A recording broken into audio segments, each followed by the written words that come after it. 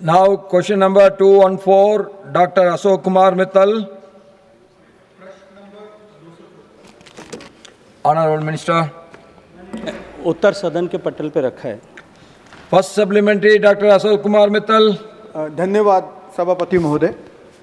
मैं सबसे पहले तो माननीय मंत्री जी का धन्यवाद करना चाहूँगा कि पिछले सप्ताह मुझे इनकी कार्यस्थली और जन्मस्थली जैसलमेर जाने का मौका मिला और मेरी फ़्लाइट में इनसे मुलाकात हो गई और इन्होंने मुझे सजेशन दी कि मैं जैसलमेर फोर्ट ज़रूर देख कर आऊँ।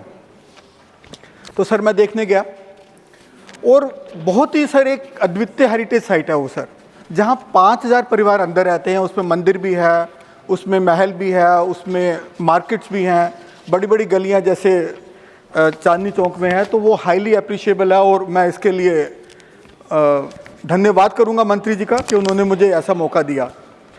मेरा प्रश्न एक और जयपुर है राजस्थान में, जो मंत्री जी के स्टेट में भी है और मेरा परिवार भी जयपुर से ही आता है और शायद इसको वीर भूमि भी कहते हैं। लेकिन सर वहाँ जो डेवलपमेंट हो रही है जयपुर में, जो बिना सोचे समझे हो रही है, उससे जयपुर का जो वर्ल्ड हेरिटेज सिटी का स्टेटस खतरे में पड़ रहा है। हमारे देश में सिर्फ 2 शहर हैं जो वर्ल्ड हेरिटेज सिटी का स्टेटस है, अहमदाबाद और जयपुर। सर 1991 में जयपुर में तकरीबन 1200 हवेलियां थी जो टूट फूट के अब कम होकर सिर्फ 800 रह गई हैं सर, 1/3 खत्म हो गई हैं। यूनेस्को ने 2025 की रिपोर्ट में जयपुर के कोर जोन और बफर जोन में हो रहे निर्माण कार्यों को लेकर कड़ी आपत्तियां दर्ज की हैं, जैसे Kalupur railway project, metro extension project.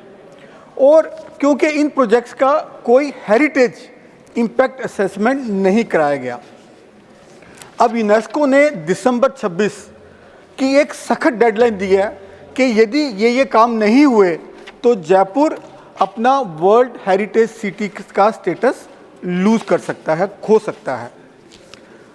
माननीय सर, हमारी इकोनॉमी के लिए सर आगे You are giving a big lecture. नहीं सर, आगे सर मंत्री जी के स्टेट की बात करो, मैं तो तारीफ कर रहा हूँ। If you are giving a big lecture, then he has to give a big lecture in his मंत्री जी की मैं answer. तारीफ कर रहा हूँ सर। Then आज we are not able to complete even one question. आ गया सर, आ गया। Please, please. आगे सर।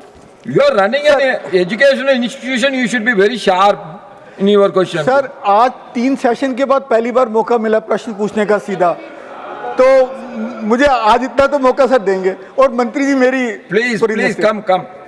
सर हमारी टूरिज्म इंडस्ट्री हमारी इकोनॉमी के लिए बहुत जरूरी है।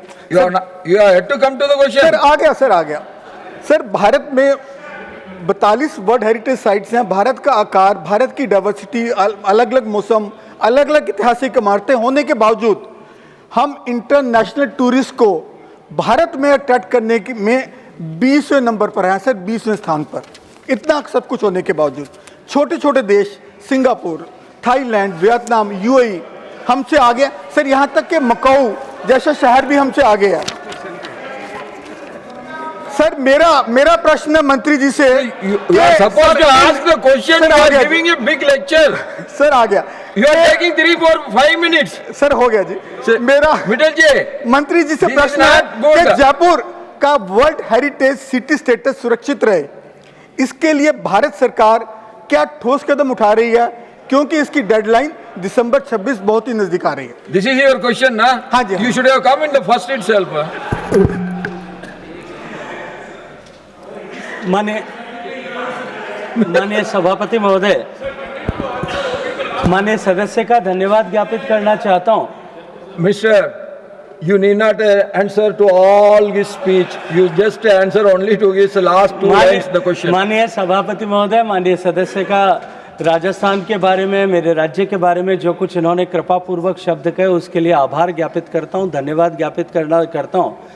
जयपुर का हेरिटेज स्टेटस बना रहे, इन्होंने जो कालूपुर रेलवे स्टेशन और मेट्रो रेलवे स्टेशन के एक्सपेंशन को लेकर उसके सामने जो चुनौती खड़ी की है, मुझे लगता है कि रिपोर्ट पढ़ने में इनसे कहीं चूक हुई है। कालूपुर मेट्रो रेलवे स्टेशन जो है जयपुर में नहीं अहमदाबाद में बन रहा है, तो इसके कारण से जो है कहीं कन्फ्यूज़न हुआ है।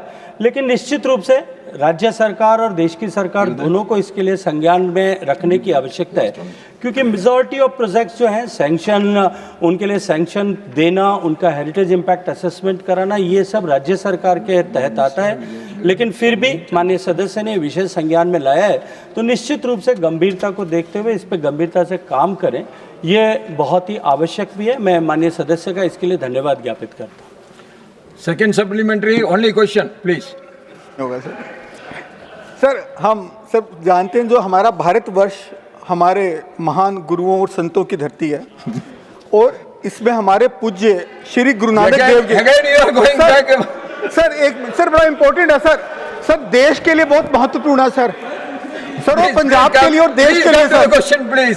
सर क्वेश्चन समझ नहीं आएगा ना सर बाकी जगह भी मौका देते हैं सर, बैकग्राउंड का मुझे भी दे दीजिए kind. Don't look at them, you just come to the question. Sir, हमारे पूज्य श्री गुरु नानक देव जी की शिक्षाओं ने पूरी दुनिया को इंसानियत और भाईचारे का मार्ग सिखाया। सर, हमारे देश में 5 तख्त साहिब हैं और ऐसे ही ऐतिहासिक गुरुद्वारे तथा धार्मिक स्थल हैं जिनकी समृद्ध हेरिटेज और इतिहास है। सर, SGPC और दूसरी कार सेवा से जुड़ी संस्थाएं सिख विरासत को सरोजने का बहुत ही पवित्र कार्य कर रही हैं, जो सर प्रशंसनीय है। सर, वर्ष 1511 में उदासी यात्रा के दौरान श्री गुरु नानक देव जी बगदाद गए सर। श्री गुरु नानक वहां सर एक पवित्र स्थल मौजूद है। सर आ गया जी, सर आ गया। श्री गुरु नानक देव जी बगदाद गए इराक में और वहाँ एक पवित्र ऐतिहासिक स्थल मौजूद है जो सेकेंड वर्ल्ड वार और उसके बाद अमेरिका इराक वार के दौरान काफ़ी डैमेज हो गया। इसी प्रकार विदेशों में और भी ऐतिहासिक गुरुद्वारा साहब हैं और सिख धरोहर स्थल हैं जिनकी स्थिति बहुत अच्छी नहीं है। मैं सिख धर्म के बारे में बात कर रहा हूँ यार, क्यों रोक रहा हूँ जी प्लीज। मैं सरकार से